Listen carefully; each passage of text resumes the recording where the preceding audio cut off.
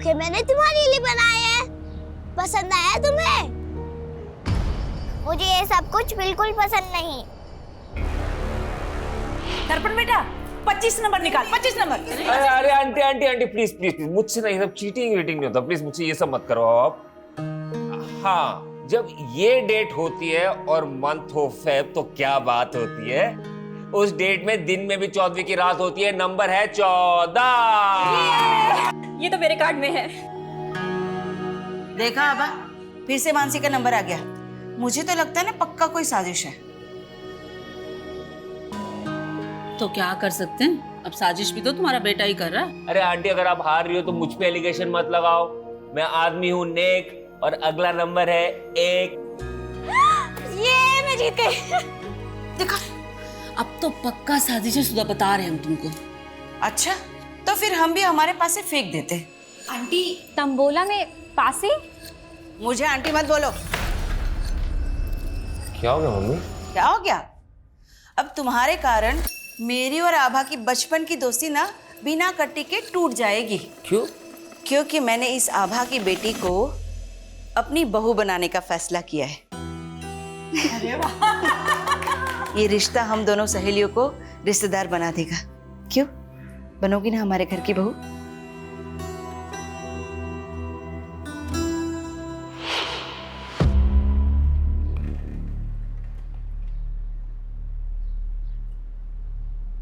Neha, happy Valentine's day! I love you Neha.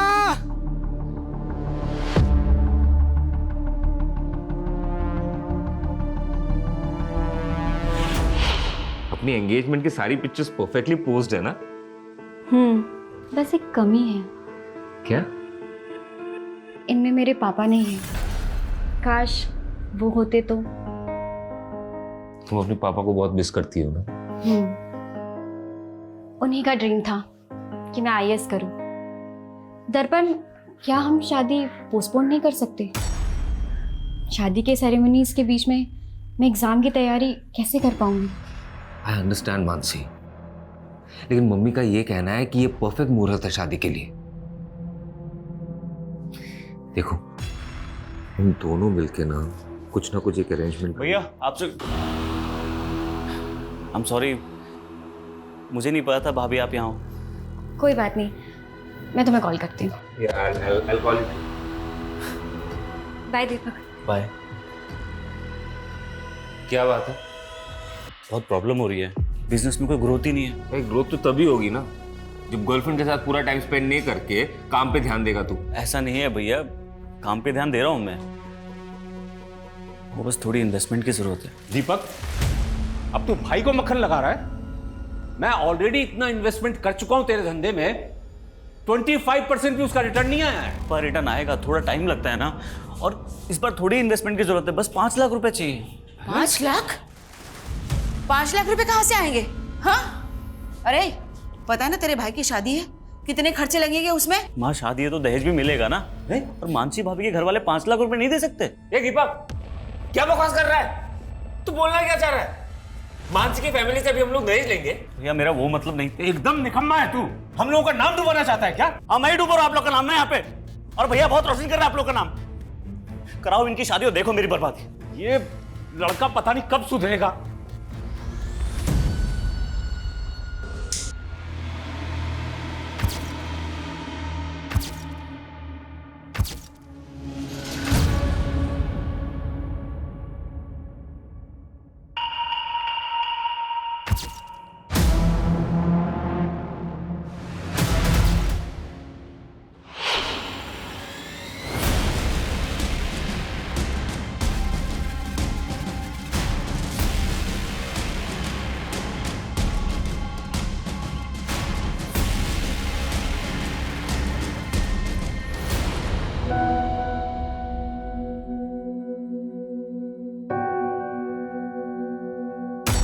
मैं तुम्हारे बिना जी नहीं सकता मानसी, लेकिन तुम्हारे लिए मर तो सकता हूं।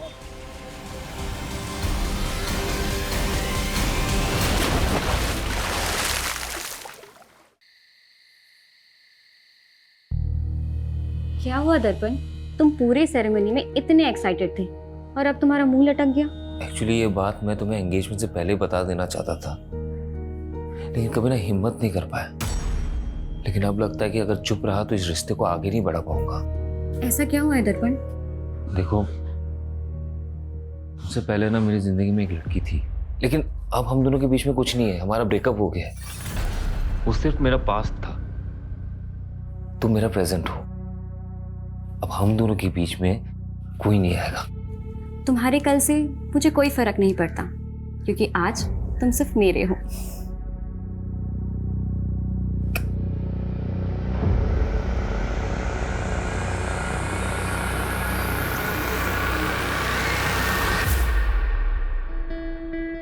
अरे वाह,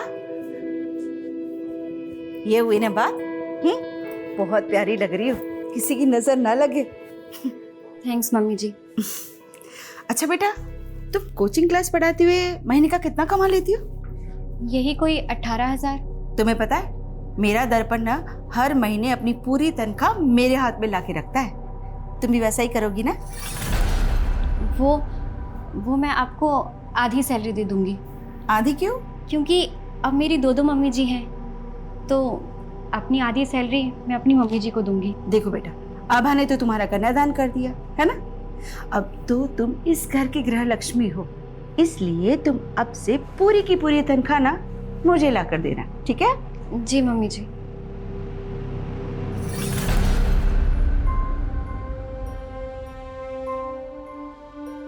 मानसी, मम्मी थोड़ी पुरानी ख्यालात की है, उन्हें तुम पॉजिटिवली लो। ये लो कुछ पैसे, तुम ये अपने घर वालों को दे देना। लेकिन मैं ये पैसे उन्हें नहीं दे सकती। क्यों नहीं दे सकती? मैं कोई गैर हूं क्या? अरे उनका दामाद हूं। मैंने उन्हें प्रॉमिस किया है कि मैं आपको हमेशा खुश रखूंगा। प्रॉमिस किया था ना? हाँ, चलो इसे रखो और अभी स्माइल कर दो please please please please please please.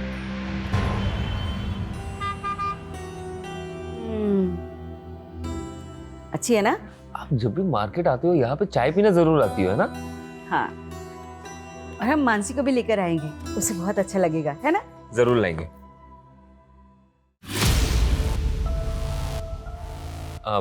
माँ आप चाय पियो, मैं बस 1 मिनट में आया। यहाँ पे क्या कर रही हो? तुम्हें देखने आई थी। तुम मुझे बुला सकते हो पर मैं नहीं। क्यों पीछा कर रही हो? तुम्हें पता है ना मैं शादीशुदा हूँ। मेरे पापा के गुस्से की सजा मुझे मत दो। बातों का अब कोई फायदा नहीं है। मैं अपने शादी से खुश हूँ। तुम सिर्फ मेरे थे, मेरे हो और मेरे ही रहोगे। मैं तुम्हें किसी और के साथ नहीं देख सकती। प्लीज सीन क्रिएट मत करो, रियली सॉरी।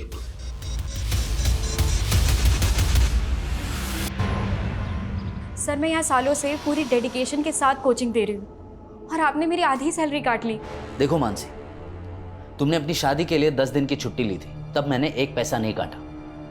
लेकिन उसके बाद तुमने यूपीएससी एग्जाम के लिए और 15 दिन की छुट्टी ले ली। लेकिन सर, ये छुट्टी तो आपने ही मुझे खुद दी थी और कहा था कि एग्जाम की तैयारी मैं अच्छे से करूँ। हाँ दी थी, क्योंकि मुझे लगा था कि तुम अच्छे रैंक से पास हो जाओगी तो यहाँ ज़्यादा से ज़्यादा स्टूडेंट्स आकर तुमसे पढ़ेंगे। लेकिन तुमने तो एग्जाम भी क्लियर नहीं किया। अब मेरा फ़ायदा नहीं होगा तो मैं तो पैसे काटूंगा ही ना। अरे मानसी, अपनी शादी में इनवाइट नहीं किया मुझे, अब तक नाराज हो? नमन प्लीज स्टॉप बॉदरिंग मी।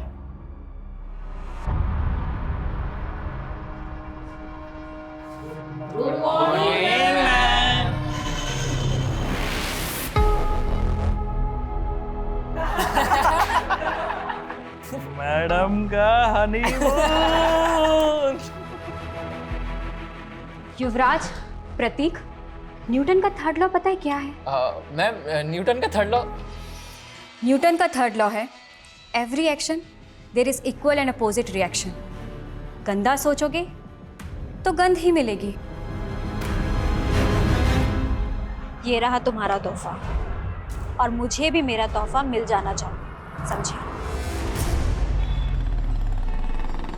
दर्पण, मैं खाना बना रही हूँ। I will call you back. माँ, बाबा और दीपक तो शादी के फंक्शन में गए ना, तो फिर खाना किसके लिए बना रही हो? तुम और मैं है ना। मानसी, तुम्हें पता नहीं है क्या? स्पेशल नाइट है, शादी के बाद हमारा पहला वैलेंटाइन है। मैं इन सब डेज पे बिलीव नहीं करती। तो क्या हुआ, मैं तो मानता हूँ ना। देखो, मैंने ना तुम्हारे लिए एक सरप्राइज प्लान किया है। पर दर्पण,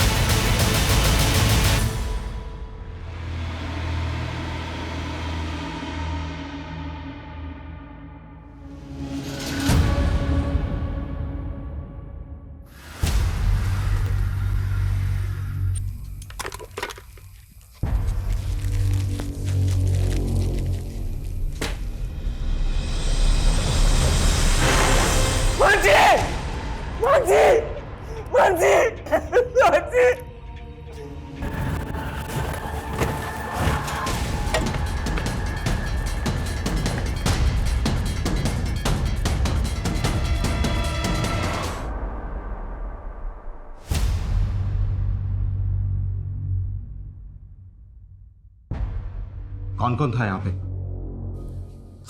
मैं और मानसी थे सर। शादी के बाद ये हमारा पहला वैलेंटाइन था।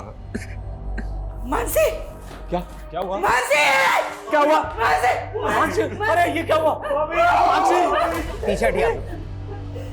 सर लगता है क्रिमिनल ये लॉक तोड़ के अंदर आए होंगे, क्योंकि लूट के भी निशान लग रहे हैं सर। कहीं किसी गैंग का काम तो नहीं सर ये? मानसी, मानसी, मानसी, मानसी नहीं।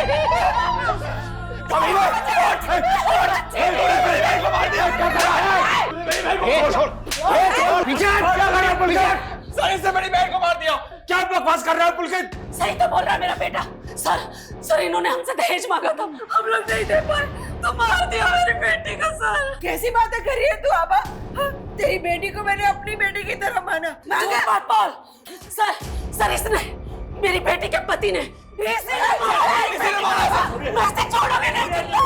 इसने मेरी बेटी को मारा, मैं इसे छोड़ोगे नहीं।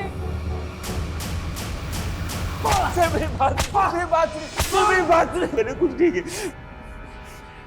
जब मानसी का मर्डर हुआ, तेरे अलावा घर पर कोई नहीं था। अब सच सच बोल, किसने मारा उसे? बोल। मुझे जितना मारना है आप मुझे मार लीजिए इंस्पेक्टर साहब, लेकिन ये मत कहिए कि मैंने उसे मारा है। सर, इसके बाप ने इसकी जमानत करवा ली है।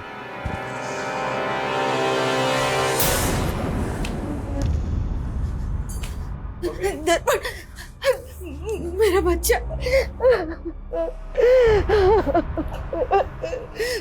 माँ फिक्र मत करो, मानसी के घर वाले कुछ नहीं कर पाएंगे। मेरी बात हुई है लॉयर से, वो सब संभाल लेगा।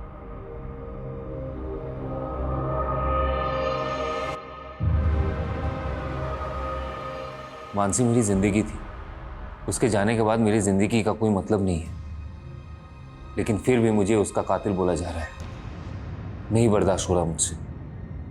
मैं मानसी के बिना जीना नहीं चाहता, इसलिए आत्महत्या कर रहा हूं। मैं तुम्हारे बिना जी नहीं सकता मानसी।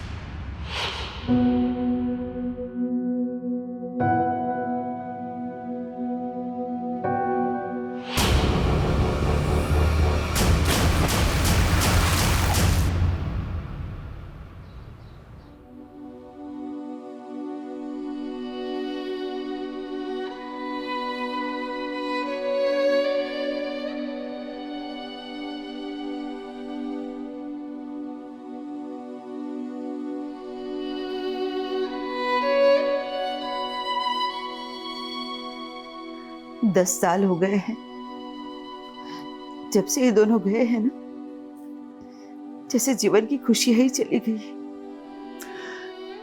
इनकी कमी तो पूरी नहीं की जा सकती सुधा, लेकिन आज दीपक की सगाई है, उसकी खुशियों के लिए तो हमें जीना ही होगा ना।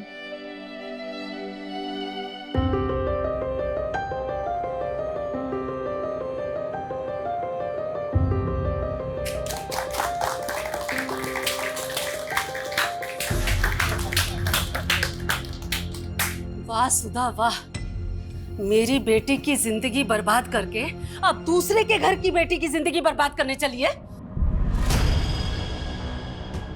तुमने अगर अपनी बेटी खोई है ना, तो हमने भी अपना बेटा खोया है। अगर तुमने पहले ही हम पर भरोसा किया होता ना, तो ये दिन नहीं देखना पड़ता। भरोसे के लायक हो तुम लोग, हाँ?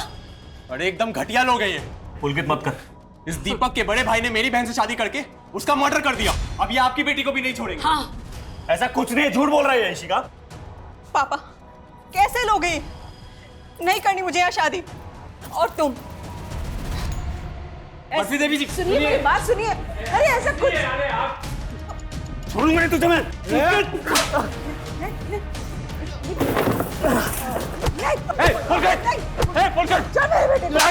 मेरे बेटे को मारा तूने। पुलिस बुलाओ।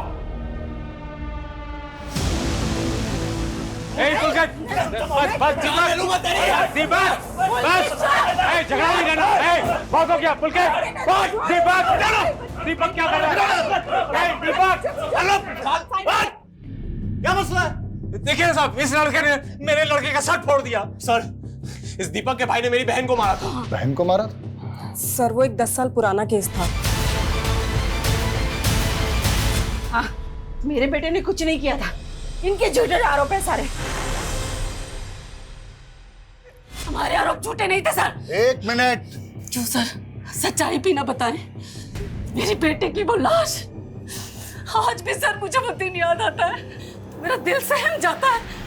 हम भी सहम गए थे और मेरा बेटा भी। इनके झूठे आरोपों की वजह से मेरा बेटे ने आत्महत्या कर ली।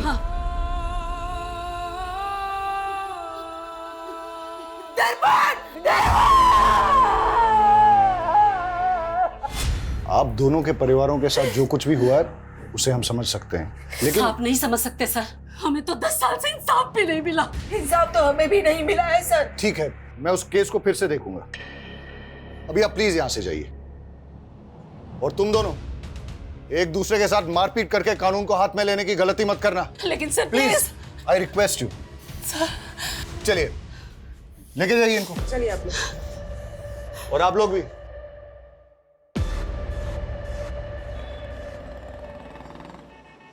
हेलो। हाँ हाँ सुधा, अरे कहाँ हो तुम? मैं बाजार आई थी सब्जियां लेने के लिए। घर में एक भी सब्जी नहीं थी। अरे तो इतनी रात को जाने की क्या जरूरत थी? यहाँ घर में कुछ ना कुछ फ्रिज में रहता ही है ना। अरे आप तो खा लेते, लेकिन दीपक नहीं खाने वाला ना, उसके तो 100 नखरे हैं। हाँ। अरे लगता है दीपक आ गया। तुम भी जल्दी आओ, मैं देखता हूँ दरवाजे पे, ठीक है?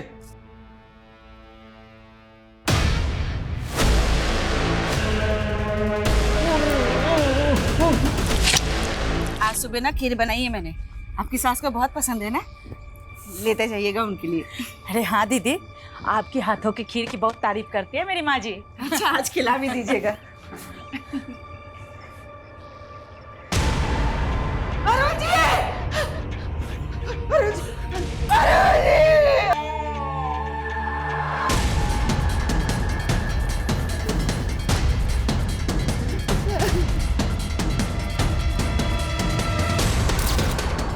सर, ये देखिए सर, दरवाजे पे फोर्स्ड एंट्री के साइन भी, और घर की हालत देखकर लग रहा है कि लूट भी हुई है। कैसे हुआ ये सब? जब ये सब हुआ तो मैं और माँ घर पर नहीं थे। सर सुधा जी मार्केट ही गई थी, मैं भी उनके साथ अंदर आई और अंदर आके देखा तो अरुण जी की लाश पड़ी थी। लाश देख के मुझे 10 साल पुरानी घटना की याद आ गई सर। 10 साल पहले भी उनकी बहू मानसी के साथ में ऐसा ही हुआ था। आपको किसी पे शक है? मानसी का भाई पुलकित, उसने किया ये। सर, इनके नेबर का कहना है कि 10 साल पहले मानसी के साथ भी बिल्कुल ऐसा ही हुआ था, और तब भी घर में लूट हुई थी। हाँ सर, मानसी भाभी के साथ भी ऐसे ही हुआ था, पर उस वक्त उसके भाई ने मेरे भाई दर्पण पे सारा आरोप लगा दिया। क्या पता आपने क्या छुपा रहा हो? आप ये कहना चाहते हो कि 10 साल पहले पुलकित ने अपनी बहन के साथ भी? पता नहीं सर, पर मेरे पापा को तो उसी ने मारा है। अगर दोनों केसेस की मॉडस ऑपरेंडी वाकई में सेम है, तो हमें मानसी के मर्डर केस को भी स्टडी करना पड़ेगा। मानसी का मर्डर केस अभी तक सॉल्व नहीं हुआ है। अरुण जी की बॉडी को पोस्टमार्टम के लिए भेज दो, और इस पुलकित को बुलाओ जरा police station. Okay sir. Sir वो दीपक फंसा रहा है मुझे क्या मिलेगा उसके बाप को मार के? कल तक अपनी बहन के लिए इंसाफ मांग रहा था तू, कहीं बदला तो नहीं ले लिया तूने?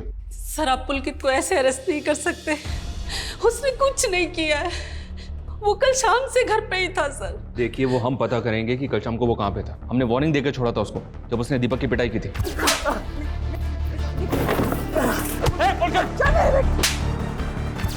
पर अब नहीं, अभी आप प्लीज यहाँ से जाइए और हमें अपना काम करने दीजिए। मानसी और अरुण के मर्डर की पोस्टमार्टम रिपोर्ट में काफी सिमिलैरिटीज हैं। दोनों केसेस में पीठ पे एक ही तरह से और एक ही तरह के चाकू से वार हुआ है और दोनों ही मर्डर वेपन्स पे फिंगरप्रिंट्स नहीं है, मतलब साफ है सर। ये कातिल ने ग्लव्स पहन रखे हों। क्राइम सीन पे मेन लॉक को तोड़ा गया है, फिर लूट हुई है, लेकिन कोई भी अननोन फिंगरप्रिंट डिटेक्ट नहीं हुआ है। अच्छा सर, मानसी केस में पुलिस की थ्योरी थी कि ये काम किसी गैंग का हो सकता है, लेकिन ऐसे किसी गैंग का अभी तक पता चला नहीं है। और अरुण के केस में भी कोई क्लू नहीं मिल रहा है। दोनों ही केसेस में या तो क्रिमिनल एक ही है, या अगर अरुण का कत्ल किसी और ने भी किया है तो उसने मानसी के मर्डर केस का मॉडस ऑपरेंडी कॉपी किया है। लेकिन अरुण के केस में किसी ऐसे इंसान का पता नहीं चल रहा जिसकी अरुण के साथ या अरुण की फैमिली के साथ कोई रंजिश हो, सिवाय मानसी की फैमिली के। और ये पुलकित भी कुछ भी नहीं होगा। ये मानसी के मर्डर केस में दर्पण प्राइम सस्पेक्ट था, जिसने कि सुसाइड कर लिया था। मैं तुम्हारे बिना जी नहीं सकता मानसी। लेकिन उसके बाद पुलिस की सस्पेक्ट लिस्ट में एक कोमल नाम की लड़की थी, जो कि दर्पण की एक्स गर्लफ्रेंड थी। हाँ सर, लेकिन उस पर कोई आरोप साबित नहीं हुआ था। और सोचने वाली बात यह है कि 10 साल बाद वो अरुण का कत्ल क्यों करेंगे? अगर हमें अरुण के कत्ल और मानसी के मर्डर केस को जोड़ के देखना है तो हमें मानसी मर्डर केस के हर साक्ष्य से पूछताछ करनी होगी। मैंने एसीपी साहब से केस रीओपन करने की परमिशन ले ली है। तुम मानसी और दर्पण की फैमिली की सारी डिटेल्स निकालो, तब तक मैं इस कोमल से मिलके आता हूँ। सर दर्पण मेरा पास था और अब मैं किसी और की पत्नी हूँ। आप प्लीज़ पुरानी बातें करके मेरी मैरिड लाइफ डिस्टर्ब कर रहे हैं। अब ये एक डबल मर्डर केस है, इसलिए पूछताछ में आपको हमारा सहयोग करना ही होगा। सर मैं पहले ही सब कुछ बता चुकी हूँ। तो फिर से बता दीजिए, मानसी और दर्पण की शादी के बाद क्या आप कभी दर्पण से मिली? तुम्हें पता है ना मैं शादीशुदा हूँ। तुम सिर्फ मेरे थे, मेरे हो और मेरे ही रहोगे। मैं तुम्हें किसी और के साथ नहीं देख सकती। नहीं।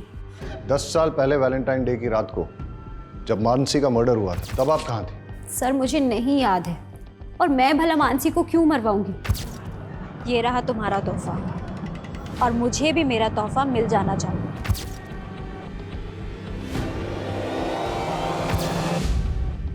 आपका और दर्पण का ब्रेकअप क्यों हुआ? क्योंकि मेरे पापा नहीं चाहते थे कि मैं दर्पण से शादी करूं। आपके पापा पॉलिटिकल लीडर थे? जी। मानसी के मर्डर और दर्पण के सुसाइड केस की इन्वेस्टिगेशन का रडार जब आपके ऊपर आया, उसके बाद उन्होंने काफी कुछ मैनिपुलेट करने की कोशिश की थी। सर मेरे ऊपर झूठे आरोप लगाए गए थे, मेरे कैरेक्टर पे उंगली उठाई जा रही थी। इनफैक्ट आप समझ भी नहीं सकते कि मैंने क्या क्या सहा था, पर लास्ट में मेरे खिलाफ कुछ साबित नहीं हो पाया। मानसी का मर्डर केस अब रीओपन हुआ है। अगर आपके स्टेटमेंट में कुछ भी झूठ निकला तो फिर आप देख लीजिएगा।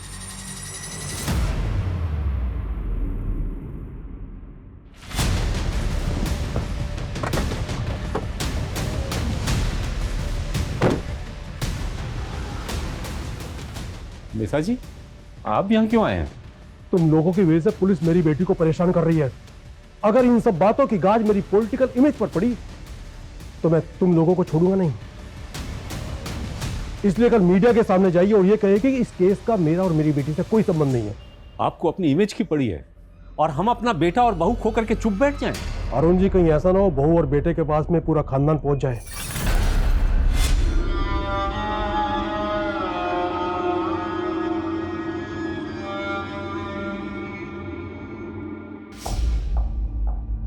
मेरी बेटी की अच्छी सास बनने का नाटक तूने बहुत कर लिया सुधा। हाँ भा, तुझे अभी भी अपनी बेटी की ही पड़ी है? अरे मैंने तो अपना बेटा, अपनी बहू, अपने पति तक को खो दिया है। तुझे याद है, हम दोनों ने अपने बच्चों के लिए कई सपने देखे थे। वो सब एक छलावा था। मेरी बेटी की हाय लगेगी तुझे, और तुझे तेरे किए की सजा जरूर मिलेगी, देख लेना। मतलब ये सब कुछ तेरा बेटा? उसे अंदर भेज के ये मत सोच लेना कि मैं झुक जाऊंगी। उसे तो मैं छुड़ा ही लूंगी, लेकिन तुझे कहीं का नहीं छोड़ूंगी, याद रखना।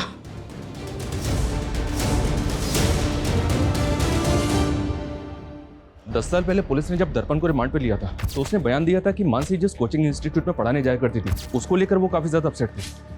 लेकिन सर केस फाइल देख के लग नहीं रहा है कि पुलिस ने ज्यादा इंक्वायरी की थी। चलो अब हम इंक्वायरी करते हैं। ये आप क्या बोल रहे हैं सर? 10 साल हो गए, मानसी का कातिल पकड़ा ही नहीं गया? क्यों, आपको नहीं मालूम कि केस अभी तक भी ओपन है? नहीं सर।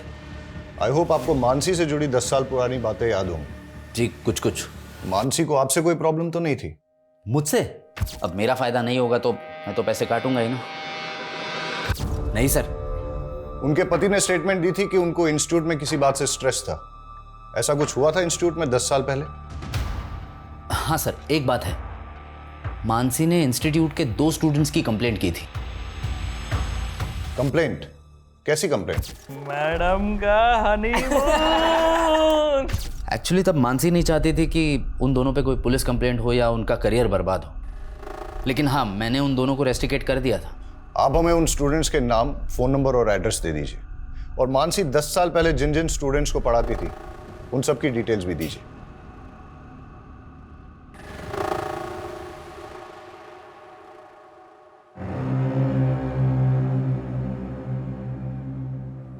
मम्मी ये लो दवाई खा लो।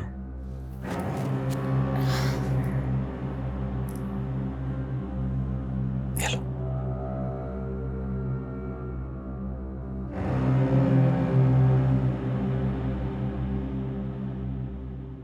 मम्मी मुझे लगता है ना इस घर में मनुष्यत का दाग लग चुका है। हम एक काम करते हैं, इस घर को बेच देते हैं और कहीं और जाके फिर से नई जिंदगी की शुरुआत करते हैं। Mummy mummy mummy mummy mummy अब ठीक? मम्मी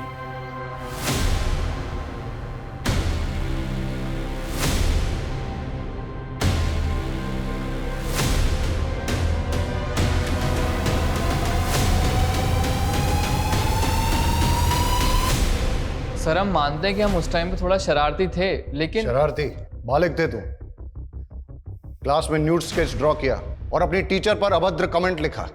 इसी की वजह से तुम्हें इंस्टीट्यूट से रस्टिकेट किया गया था, है ना? और हो सकता है कि बदला लेने के लिए तुमने मानसी को। नहीं नहीं सर, माना तब हमसे गलती हो गई थी सर, लेकिन हमने कोई क्राइम नहीं किया सर। औरतों पे अभद्र टिप्पणी करना, 10 साल पहले तो इसमें बेल भी हो जाती थी, अब तो बेल भी नहीं होती इसमें। सर लेकिन क्या सबूत है कि हमने ही मानसी मैम को मारा था? 10 साल बाद तुम दोनों को ढूंढ लिया ना, सबूत भी ढूंढ ही लेंगे। इन दोनों लड़कों के पिछले 10 साल की हिस्ट्री निकालो। सर लेकिन ये दोनों लड़के मानसी के ससुर अरुण को जानते तक नहीं, तो फिर ये अरुण को क्यों मारेंगे? लेकिन दोनों के पास मानसी को मर्डर करने का मोटिव है। अब तो ये इन्वेस्टिगेशन में आगे जाके ही पता चलेगा कि दोनों केसेस में क्रिमिनल सेम है या दोनों केसेस अलग अलग है। सर पिछले 10 साल का सबसे बड़ा राज तो हमारे सामने आया ही नहीं। कौन सा राज? मैंने इन दोनों फैमिलीज का पिछले 10 साल का ब्यौरा निकाला। मानसी की बहन श्रद्धा की शादी मानसी की मौत के महज 25 दिन के बाद हो गई थी। अक्सर लोग फैमिली मेंबर की डेथ के बाद तकरीबन 1 साल तक कोई मांगलिक कार्य करते नहीं है। लेकिन श्रद्धा की शादी का इस केस से क्या लेना देना? श्रद्धा के CDR में एक अनाथाश्रम का नंबर मिला सर, यहाँ श्रद्धा पिछले 10 साल से आ जा रही है। आश्रम में इंक्वायरी की तो पता चला कि श्रद्धा वहाँ मानसी की बेटी से मिलने जाती है। मानसी की बेटी? सर वो मानसी दीदी नहीं चाहती थी कि किसी को ये बात पता लगे। लेकिन इसके बारे में आपके माँ या भाई ने भी कभी कुछ ऐसा बताया नहीं हमें। सर उन्हें बदनामी का डर था, लेकिन सच बात तो ये है कि दर्पण जी से शादी करने से पहले ही दीदी ने उस लड़की को जन्म दिया था। लेकिन इस बात का उनके मर्डर से कोई लेना देना नहीं हो सकता। ये आप डिसाइड नहीं करेंगे, आप हमें सिर्फ इतना बताइए कि उस बच्ची का पिता कौन है? नमन झा, वो दीदी के साथ इंस्टीट्यूट में पढ़ाते थे। मेरे और मानसी की बेटी? क्या मजाक कर रहे हैं सर, हम दोनों तो सिर्फ कलीग्स थे, यहाँ तक कि दोस्त भी नहीं थे सर। कमाल है, फिर भी मानसी को लव लेटर्स और गिफ्ट्स भेजा करते थे। ये मानसी की बहन ने दिखाया है हमें सब। वो सर मैं मानसी को पसंद करता था, लेकिन प्यार सर एक तरफा था मेरा। बच्चा कहाँ से आया? सर वही तो मैं बोल रहा हूँ, मेरे और मानसी के बीच फिजिकल रिलेशन था ही नहीं, तो बच्चा कहाँ से होगा? DNA टेस्ट करवाओ इसका।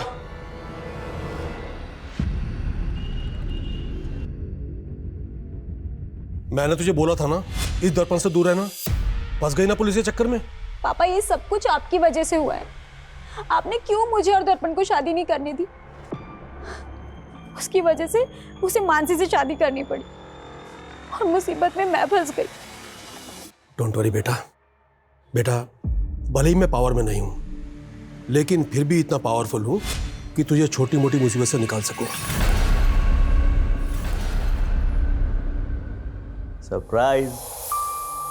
वाह, तुम तो हमेशा मुझे सरप्राइज कर देते हो। तुम्हारा मंगलसूत्र कहाँ है? वो तो मैंने उतार दिया। तुम मुझसे मिलते हो ना तो मुझे गिल्ट लगता है कि मैं अपने हस्बैंड को धोखा दे रही हूँ। लेकिन क्या है कि तुम मंगलसूत्र में और सुंदर लगती हो। जाओ पहन के। क्या यार, तुम मुझसे प्यार करते हो मंगलसूत्र से? मुझे कुंवारी लड़कियां पसंद ही नहीं आती। जाओ पहन के आओ। अरे यार, मुझे नहीं पहनना मंगलसूत्र। मेरे साथ रहना है ना तो जो मैं बोलूं वो करना पड़ेगा। कहाँ है मंगलसूत्र?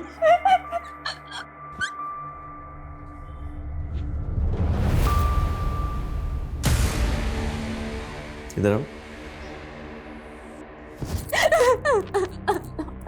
बस हो गया हो गया। अच्छी लग रही हो। लड़कियों पे मंगलसूत्र का टैग।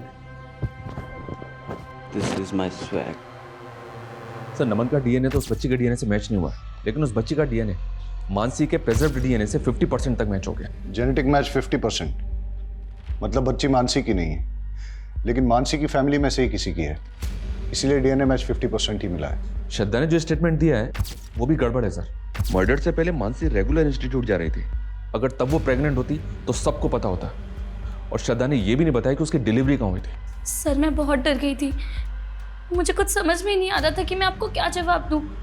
तो बच्ची आपकी है, लेकिन अनाथ आश्रम के रिकॉर्ड में उस बच्ची की माँ का नाम मानसी क्यों है? सर श्रद्धा के साथ धोखा हुआ था। 18 की भी नहीं हुई थी सर, और सिद्धार्थ ने इसकी जिंदगी तबाह कर दी। सिद्धार्थ, मेरी बहन नाबालिग है, तुझ पे रेप चार्ज लगेगा। नहीं दीदी, ये क्या कह रहे हो? सिद्धार्थ मुझसे बहुत प्यार करता है। नारा तुझे ये? नहीं दीदी, मैं उससे बहुत प्यार करता हूँ, मैं शादी भी उसी से ही करूँगा। बाद में वो मुकर गया और हम इज्जत के डर से आपके पास नहीं आ पाए, और डॉक्टर ने भी इसका अबॉर्शन करने से मना कर दिया। इसलिए दीदी भी टेंशन में थी, तो हमने श्रद्धा को मामा के घर भेज दिया। हम सोच ही रहे थे कि उस बच्ची का क्या करें, तभी मानसी का मर्डर हो गया। मैंने अपनी छोटी बेटी के दाग को छुपाने के लिए अपनी मरी बेटी के नाम का इस्तेमाल किया। कहीं ऐसा तो नहीं कि आपने मानसी को इसलिए मरवाया ताकि उसके साथ साथ आप अपने किसी काले कारनामे का राज भी दफन कर सकें? हम मानसी को मारने के सपने में भी नहीं सोच सकते सर। उसे दर्पण के घर वालों ने मारा है, ये बात मैं आपको लिख कर दे सकती हूँ। सर ये मानसी मर्डर केस में इतने सारे सस्पेक्ट एक के बाद एक हमारे सामने आए, लेकिन मानसी के भाई बहन और माँ के अलावा किसी का भी अरुण से कोई कनेक्शन नहीं मिला। सर हमारा खबरी इस केस में लूट करने वाले गैंगस्टर्स की इन्फॉर्मेशन निकाल रहा था, तो एक प्रोस्टिट्यूट से उसे पता चला कि एक हिस्ट्री शीटर उसका रेगुलर कस्टमर था, और उसने नशे में उससे कहा था कि 10 साल पहले किसी नेता ने उसे सुपारी दी थी। कौन सा नेता? सर ये तो पता नहीं चला, लेकिन सर कोमल का बाप भी नेता था। भले ही मैं पावर में नहीं हूँ, लेकिन फिर भी इतना पावरफुल हूँ कि तुझे छोटी मोटी मुसीबत से निकाल सकूं। और 3 साल पहले उसकी डेथ हो गई। और वो हिस्ट्री शीटर कौन है? सर बबलू नाम है उसका, मारपीट लूटपाट के केस में कई बार अंदर आ चुका है। उठा के लाओ इस बबलू को। नहीं सर, मैंने कोई सुपारी नहीं ली थी सर। हमको सब पता है, तेरा वो नेता कमलेश चौधरी के कार्यकर्ताओं के साथ उठना बैठना है ना। अब बता, किसकी सुपारी ली थी और किससे ली थी? हाँ सर, मैंने सुपारी ली थी, पर वो मुझे नेताजी ने नहीं, उनकी बेटी ने दिया था।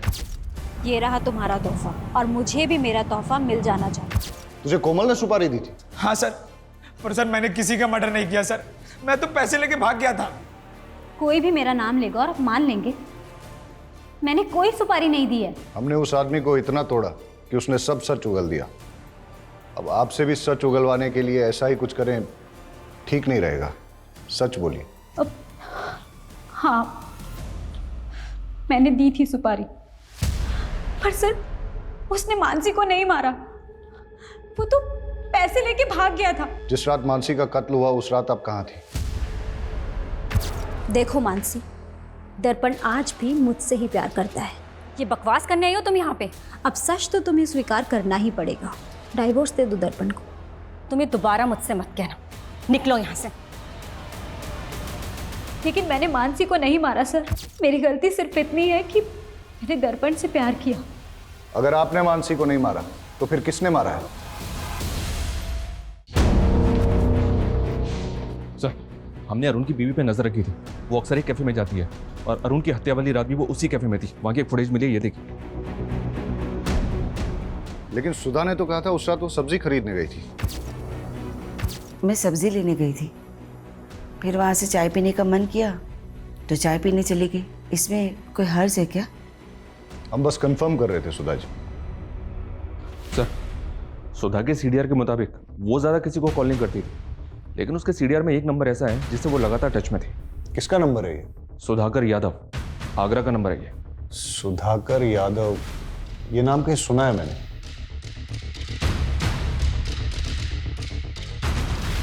मानसी मर्डर केस में इससे पूछताछ हुई थी। दर्पण का दोस्त है ये, मिलते हैं इससे। सर, मैं ही सुधाकर हूँ, लेकिन मैंने कभी भी दर्पण की माँ को कॉल नहीं किया है। सुधा के कॉल डिटेल्स में ही मिला है हमें ये नंबर। ये नंबर आप ही के नाम पे है ना? सर, मैंने कभी ये नंबर लिया ही नहीं। ये नंबर आपके आईडी पे लिया गया है। आपने नहीं लिया तो किसने लिया है? सर, मुझे कुछ समझ में नहीं आ रहा है। आपने अपने ओरिजिनल डॉक्यूमेंट्स कभी किसी को दिए? यार दर्पण, पक्का मेरा काम हो जाएगा कृषि विभाग का। यार, मानसी के फादर भी कृषि विभाग में थे। मानसी को वहाँ पे सब लोग जानते हैं। मुझे नहीं लगता कोई प्रॉब्लम होगा। फिर मानसी भाभी का खून हो गया और दर्पण ने सुसाइड कर लिया। मैं तुम्हारे बिना जी नहीं सकता मानसी। मैंने दीपक से कई बार कहा कि मेरे ओरिजिनल डॉक्यूमेंट्स दर्पण के पास है, प्लीज़ मुझे ला के दे दो, लेकिन उसने कहा कि उसे डॉक्यूमेंट्स मिले ही नहीं।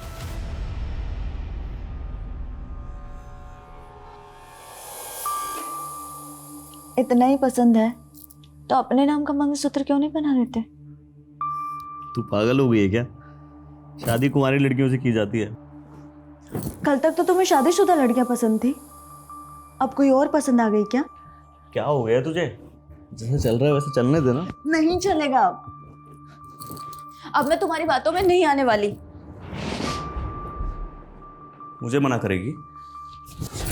तेरी इतनी हिम्मत है? मेरी इंसल्ट करेगी? उठ! ज्यादा हिम्मत आ गई तेरे अंदर है?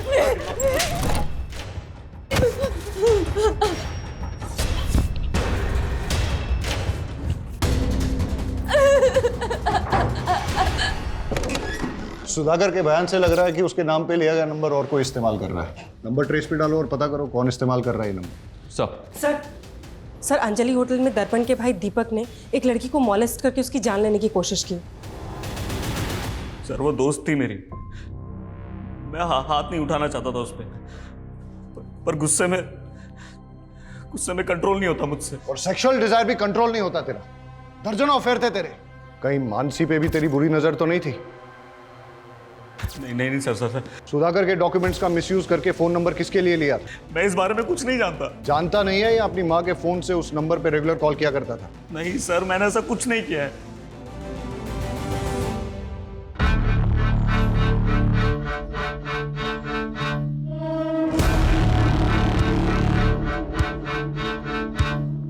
वेटर,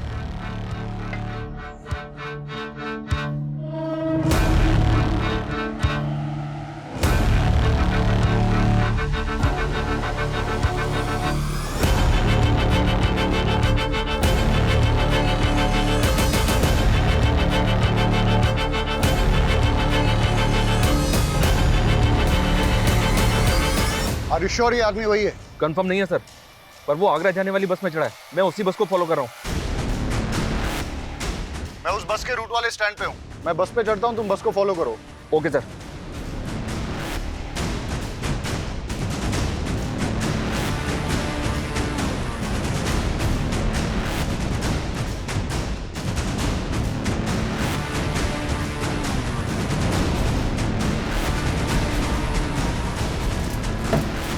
मुझे ऐसा लगता है मैंने आपको कहीं देखा है। जी नहीं, मैं तो आपको नहीं जानता। अब मेरा स्टॉप आ गया है। Excuse me. भैया रुक जाओ, मेरा स्टॉप आ गया है। अरे भैया जल्दी रोको ना यहाँ पे। हेलो, गाड़ी रोको।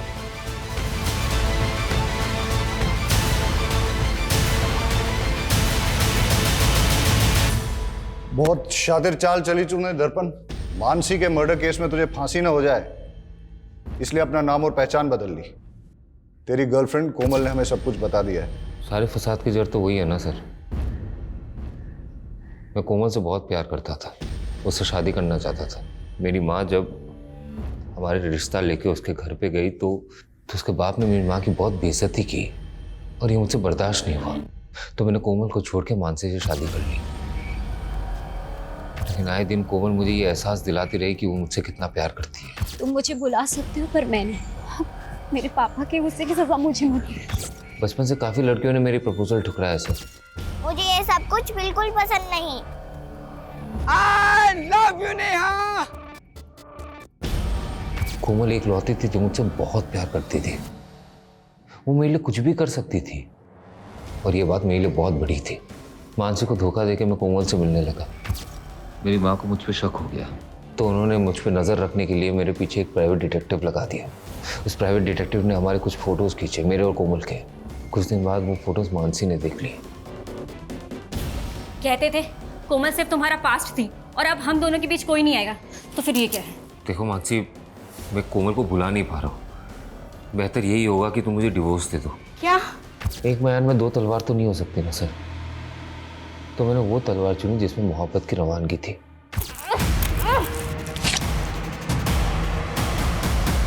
मेरी गलती सिर्फ इतनी थी सर कि मैंने दर्पण से प्यार किया और उसने मेरे लिए मानसी को मार दिया। सर जब मुझे ये बात पता चली तो मैं बहुत डर गई थी और मैंने उससे दूरी बना ली। मुझे पता था पुलिस एक दिन मुझे मानसी के कत्ल में सुली चढ़ाएगी, तो मैंने अपने कद काठी का एक भिखारी ढूंढा, उसे पैसों की लालच दी, उसे कपड़े दिए, उसे मारा और तालाब में फेंक दिया।